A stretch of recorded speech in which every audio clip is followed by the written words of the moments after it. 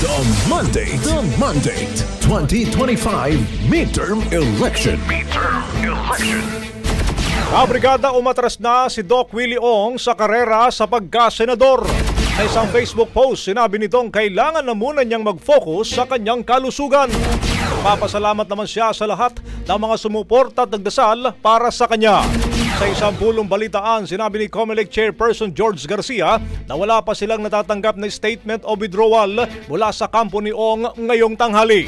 Setyembre noong nakarang taon nang i-anunsyo ni Ong na lumalaban siya sa kanyang karamdaman na sarcoma cancer. Sa kaparehong buwan, kinumpirma din niya ang pagtakbo niya ngayong Mayo.